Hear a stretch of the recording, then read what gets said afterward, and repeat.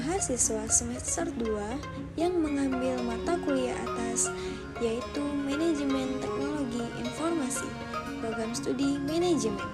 Alasan saya mengambil program studi manajemen, selain diminati banyak orang, hal yang paling utama yaitu prospek kerja yang luas dan mampu melatih diri agar menjadi wirausahawan. Adapun prodi manajemen di Universitas Muhammadiyah baik, saya bangga menjadi bagian dari Universitas Muhammadiyah Riau.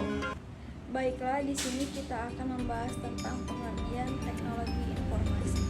Menurut Williams dan Sadler 2017, teknologi informasi adalah suatu teknologi yang merupakan hasil gabungan dari jalur komunikasi berkecepatan tinggi dengan komputasi atau komputer, yang mana jalur komunikasi tersebut membawa video.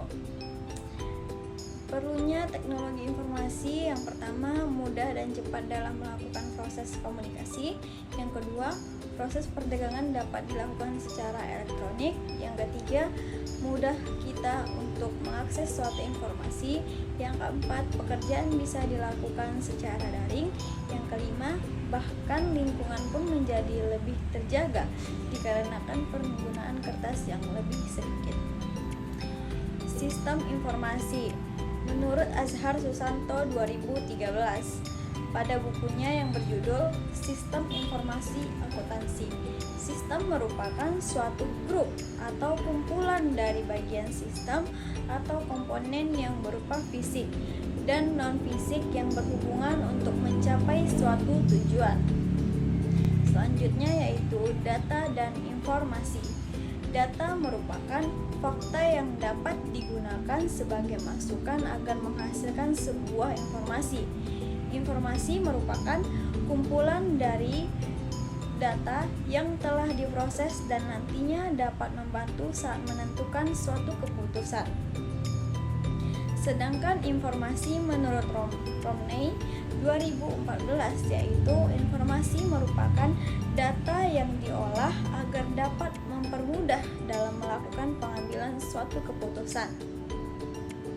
Tujuan SIS atau sistem informasi. Yang pertama, sistem informasi memiliki tujuan diantaranya adalah suatu sistem informasi yang baik harus relevan agar dapat memperoleh hasil yang bagus dalam menentukan suatu keputusan dalam sebuah kelompok. Seluruh komponen sistem informasi dan data-data harus memberikan hasil yang bermanfaat sekurang-kurangnya sebanyak pengeluaran yang telah dilakukan. Selanjutnya yaitu tujuan SI, sistem informasi. Yang pertama, sistem akademis atau website. Yang kedua, sistem pemerintahan berbasis website. Yang ketiga, sistem pertukaran data digital. Yang keempat, sistem biometrik. Perangkat keras komputer atau hardware dan perangkat lunak komputer atau software. Komponen hardware. Komponen hardware disebut juga perangkat keras yang di dalamnya terdapat input dan output. Perangkat input atau perangkat masukan adalah perangkat yang memiliki fungsi memasukkan data ke dalam suatu sistem komputer. Ada beberapa contoh perangkat input. Yang pertama, keyboard komputer adalah perangkat keras yang digunakan untuk mengetik huruf, simbol, dan sejenisnya. Yang kedua yaitu mouse adalah perangkat kecil yang berguna untuk menggerakkan pointer dengan lebih efisien. Yang ketiga, mikrofon adalah perangkat yang digunakan untuk memasukkan suatu suara agar dapat diproses oleh sistem komputer. Yang keempat, scanner adalah perangkat yang memiliki fungsi untuk menginput data seperti gambar. Unit sistem adalah perangkat pengolahan data yang terdiri dari komponen elektronik. Sirkuit dari unit sistem yaitu terletak pada motherboard atau mainboard. Komponen utama motherboard adalah proses dan memori. Selanjutnya, perangkat komunikasi adalah komponen perangkat yang digunakan untuk bertukar informasi atau data baik melalui PC ataupun perangkat mobile. Salah satu contoh adalah modem yang dapat berfungsi untuk mengakses internet pada PC. Perangkat lunak komputer. Perangkat lunak komputer atau komponen dari komputer yang berbentuk data, program, dan file digital yang biasa dibaca atau dipasang dalam komputer.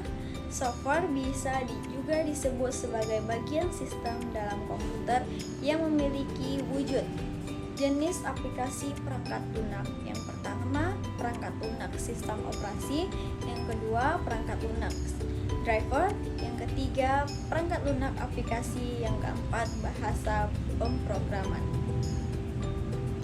Selanjutnya kita akan membahas tentang data, pengetahuan, dan penunjang keputusan. Yang pertama, pengambilan keputusan di level manajemen. Pengambilan keputusan merupakan suatu hasil dari proses mental atau kognitif yang membawa seseorang terlibat ke dalam pemilihan sebuah rangkaian aksi dari beberapa alternatif pemecahan masalah yang ada. Semua proses pengambilan keputusan tentu menghasilkan satu keputusan final. Tipe-tipe pengambilan keputusan. Yang pertama, terstruktur.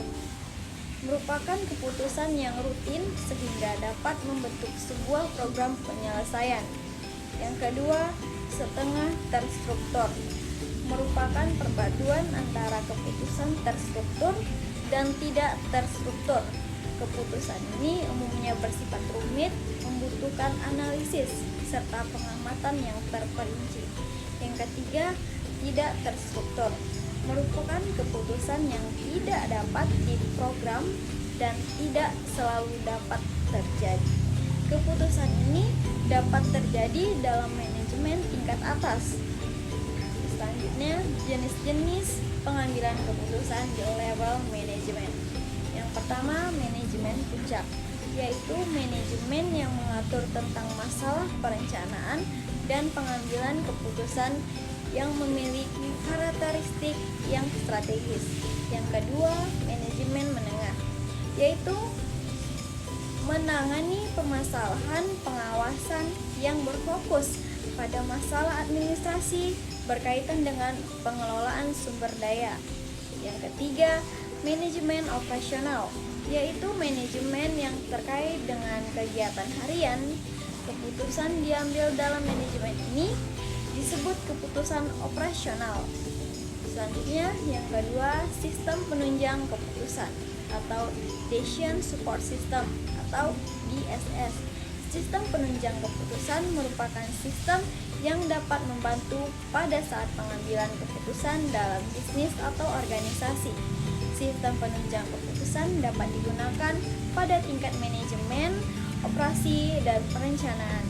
Sistem penunjang keputusan juga dapat digunakan untuk membantu mengambil keputusan dalam masalah yang memiliki kemungkinan berubah dengan cepat.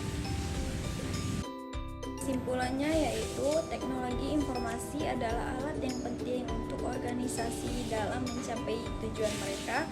Dengan manajemen teknologi informasi yang efektif, organisasi dapat menggunakan teknologi informasi untuk meningkatkan efisiensi dan efektivitas dalam pengambilan keputusan. Baiklah, hanya itu yang bisa saya sampaikan. Wabillahi taufiq wal hidayah. Wassalamualaikum warahmatullahi wabarakatuh.